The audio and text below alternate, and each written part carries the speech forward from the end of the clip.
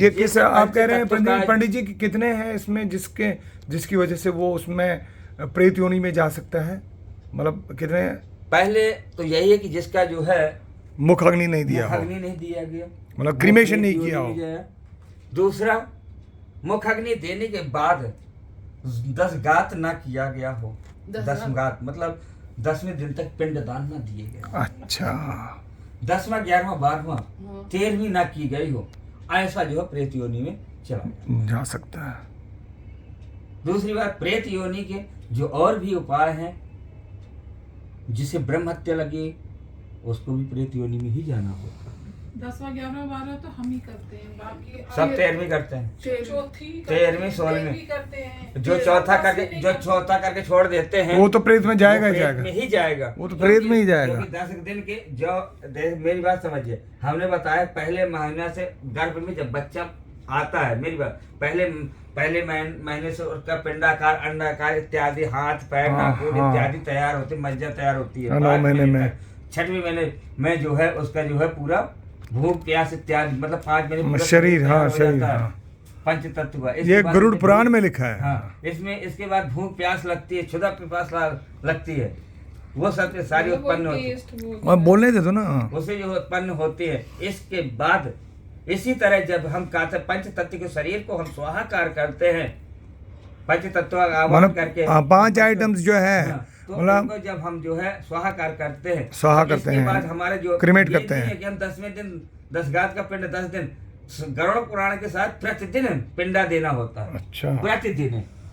हाँ, तो इसी तरह जो है जैसे जैसे हम पिंड दान देते हैं, इसी तरह जो है प्रेत का जो पिंड शरीर प्राप्त होता है। अच्छा, प्रेत को भी पिंड शरीर होता है, यथा पिंड, हाँ पिंड शरीर वो आगे आएगा वृतांत। पिंड शरीर प्राप्त होता है, उससे फिर जो है वो प्रेत जो है, क्योंकि आत्मा एक अजर अमर है, आत्मा न मरती है न जलती है न गलती है, ये अजर अमर है आत्मा जो। और जब तक ये शरीर नहीं होगा, हमें किस चीज की जरूरत है? आत्मा को जरूरत नहीं है, इस शरीर को, पंच तत्व के शरीर को जरूरत है। हाँ, भूख भी प्यास लगी, कपड़े की नहीं, इसको फायर, ईथर हो गया, स्पेस, वाटर और क्या बोलते हैं, एयर, मतलब पांच तत्व है ना। अर्थ, जल, वायु, गगन, पृथ्वी, अग्नि, फायर हो गया। 5 चीज, 5 एलिमेंट्स, पंच तत्वों से 5 एलिमेंट्स मेक दिस बॉडी। इन पंच तत्वों से बना शरीर है।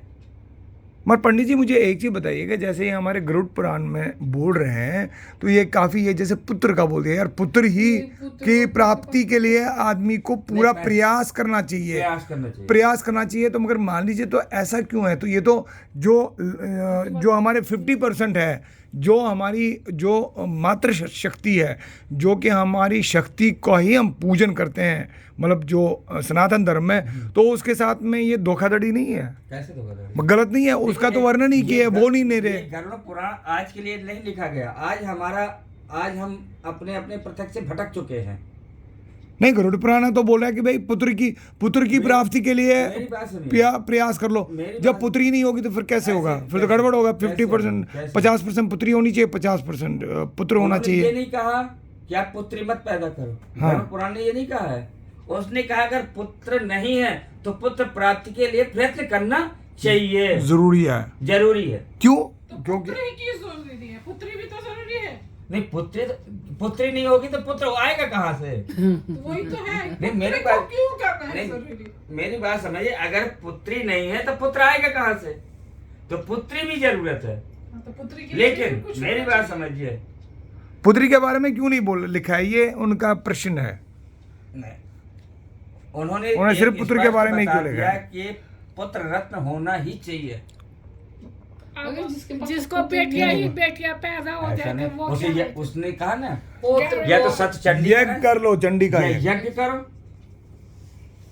दशरथ जी ने भी तो यज्ञ किया ना, उनका वो राम जी को प्राप्ति के लिए। दशरथ जी, मेरी बात समझिए, दशरथ जी की कोई उत्पत्ति नहीं थी।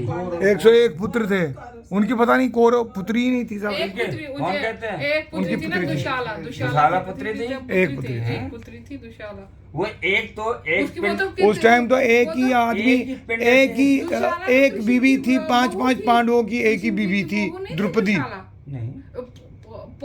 पोत्र वो दी तो थी।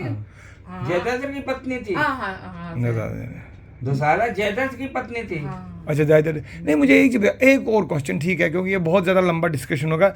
दूसरा चीज़ है कि जैसे ये कह रहे हैं कि भाई क्योंकि ये तो ब्राह्मणों ने ही ज़्यादातर, मान लो कि वेद पुराण जो गरुड़ पुराण है, ये लिखा किसने है, ये कहाँ से आ गए हैं?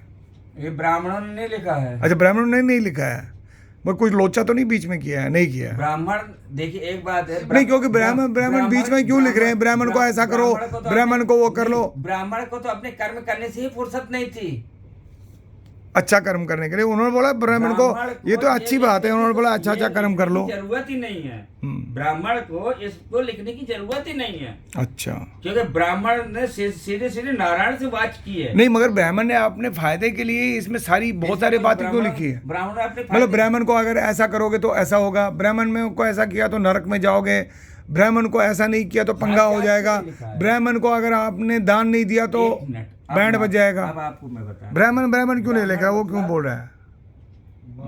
बोलिए सर। मेरी बात समझिए कि यहाँ पे जो इन्होंने कहा, पहले कोई जाति नहीं थी। अच्छा, जाति नहीं थी क्या? अच्छा, नहीं, चार जाति तो थी है। कोई जाति नहीं थी।